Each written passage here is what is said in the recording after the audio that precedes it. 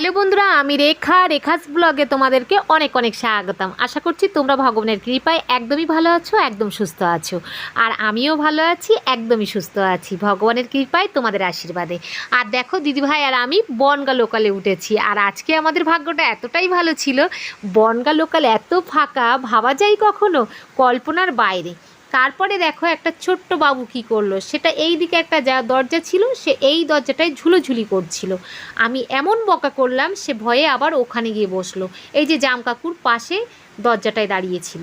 ওর মা আরেকটা মায়ের সাথে, মানে আরেকটা বউর সাথে গল্প করছে, দিদি ভাইয়ের সাথে।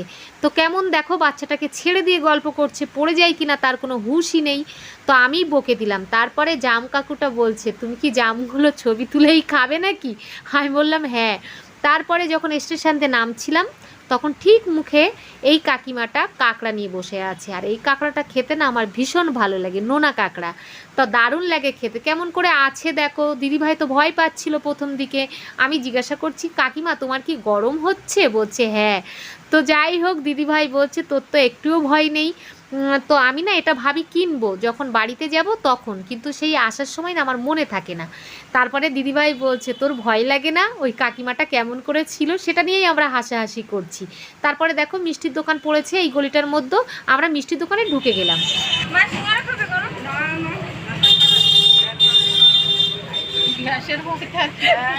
সবারই ওই একই ব্যাপার, গ্যাসের ভয়। সবারই ওই একই ভয়, গ্যাস হবে। দিদিভাইকে আমি জিজ্ঞাসা করছিলাম তুমি কি সিঙ্গাড়া খাবে? তো দিদিভাই বলছিল না গ্যাস হবে। সেই কথা শুনে এই মিষ্টিওয়ালাই বলছে আমরা একদমই খাই না গ্যাস হওয়ার ভয়তে। তো প্রত্যেকটা মানুষের মুখে ওই একটাই কথা বেরোলো যে গ্যাসের ভয়তে আমরা খাই না। যাই হোক, তারপরে আমরা তো খেয়েছিলাম, কি যে বিচ্ছিরি ছিল কি বলবো। তারপরে চলে এলাম এই ব্যাগের দোকানে। দিদিভাই আর আমি ভাবলাম একটা ট্রলিকে ব্যাগ কেনা যাক। তো যাই হোক, এই ব্যাগটা বা হাত দিয়ে যে হাত দিল যেটা, ওই ব্যাগটা আমার ভীষণ পছন্দ হয়েছিল। ওই ব্যাগটার দাম ছিল 2500 টাকা। তো যাই হোক, 2500 টাকা। আর আমার এদিকে এই ছোটো ব্যাগটা আমার ভীষণ ভালো লাগছিল।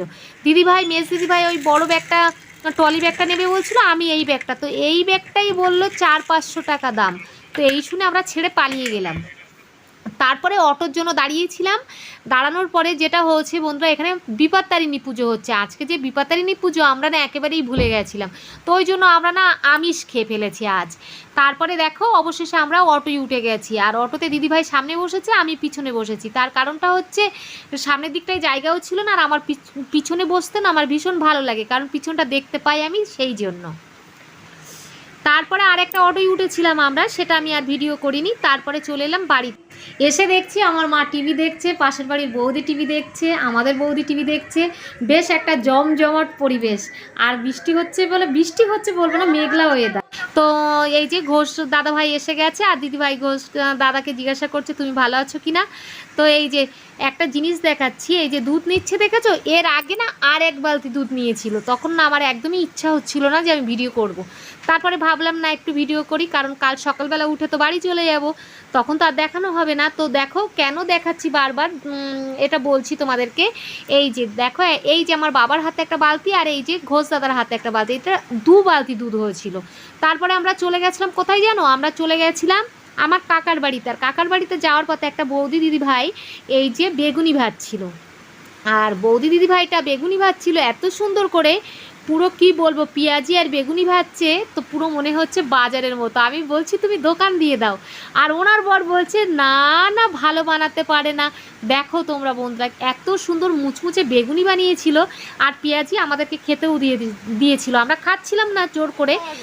দেখো বন্ধুরা, কত বড় কাঁঠাল দেখো, দেখেছো কাঁঠালের সাইজটা একবার দেখো। এই কাঁঠালের মালিক কি বলছে শোনো, কাঁঠালের মালিক বলছে রাতের বেলা এই একটা কাঁঠাল আমি হাফ খেয়ে শুতে পারি।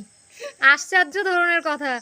দেখো তোমরা কমেন্ট করে বলবে তো ঠিক যে রাতে ঠিক বলছো কি না, এটা কি ঠিক কাঁঠাল রাতে খেয়ে শোয়া? চলো টাটা। ওই যে বৌদিটা বেগুনি ভাজছিল, ওই বৌদির বরই বলছিল যে ওনাদেরই কাঁঠাল, যে ওনারা খেতে পারে। যাই হোক, খেতে পারে, আমরা খাই না, তাই আমাদের ভয় লাগে।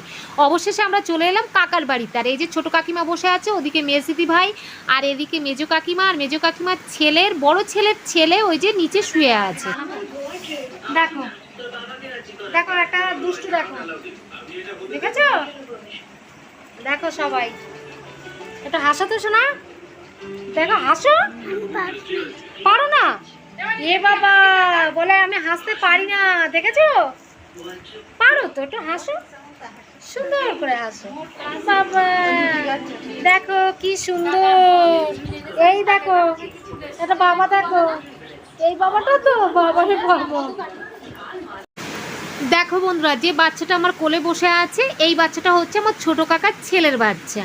তো যাই হোক, এবার অনেকটা রাত হয়ে গেছে, আমরা বাড়িতে চলে এসেছি। আর দিদিভাই ওই কাকার বাড়িতে খেয়ে এসেছিলো, আর আমার দাঁতের ব্যথার জন্য এতগুলো ওষুধ চলছে আমার, বিছনা করে নিয়েছি। এই বাড়িতে এসে আমি ভাত খেয়েছিলাম মায়ের সাথে ডিমের ঝোল দিয়ে। তো চলো, অনেকটা রাত হয়ে গেছে, গুড নাইট। আবার দেখা হচ্ছে তোমাদের সাথে একটি নতুন কোনো ভিডিওতে।